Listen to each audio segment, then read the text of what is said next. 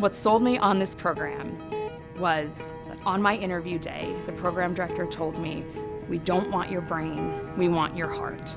And the compassion, the advocacy, and the love we have for our patients and our program is palpable. We have it all. We are a place where we take care of patients with general pediatric problems. We are a destination for children from around the country and around the world to come and seek care. We have faculty who are invested and want to pour into our trainees from a clinical perspective. They want to mentor them from a research perspective. They want to mentor them from a quality improvement perspective. But I think the thing that really sets our program apart are the people. Initially, I was intimidated by a 55-person class, but it was so easy to get to know everybody. I love coming to Cincinnati Children's. You walk in there, you can't wait for what's going to come the rest of the day, and then you start off with a high-energy morning report. So the morning reports are Monday through Friday at 7:30, usually before most teams start their rounds for the day. And it's just like a small educational period where we can get together, have breakfast, which is great. Our noon conference sessions are also protected didactic times, and in addition to free lunch and a little bit of socialization, which is really, really important during the busy time of residency, we have a core group of topics from the American Board of Pediatrics that need to be covered. And I think it's an opportunity for our residents to really engage and ask pointed questions that will help them in their management of patients. So tying those two together, the didactics and the current patient population, can really cement that knowledge. Lots to learn and lots of opportunities to learn. There are several skills that are important to being a competent physician, but I think we can't underestimate the importance of being a strong and effective communicator. So we need not only to assess our residents' clinical knowledge, but also how they communicate with families. So all of our teams have family-centered rounds. Your role as a resident becomes effectively communicating with families.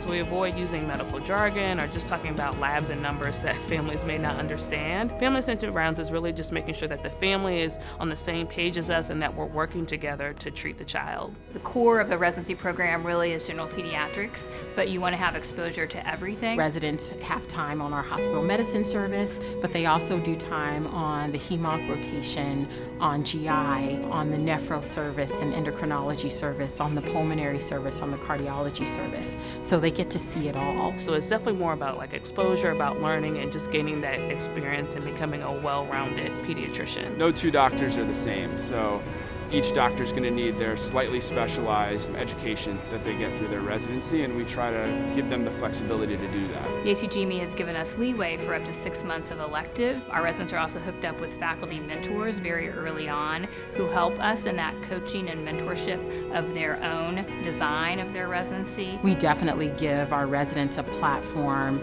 to really initiate change in the program. And I think every resident has ample opportunity to voice their concerns, questions, or new ideas. Great ideas for change, for innovation. New ideas come through forums such as Residency Council. We also have monthly town hall meetings where we meet with specific classes and hear their thoughts, hear their concerns, hear their feedback. I can certainly say that this residency program now is quite different from the one I came to 3 years ago, and I'm sure it will be quite different in a year when I'm done being chief resident. I think Cincinnati is a wonderful place to live. I think people here are really nice and approachable. I think the cost of living is something that you cannot underestimate. Very vibrant cultural community going on downtown with new restaurants and the arts, sports teams, lots of things that we encourage our residents to get out and participate in while they're here. Which is something that you especially want after you've been in the hospital for so many hours. Clearly, I enjoy taking care of patients and the intellectual challenge that's associated with that.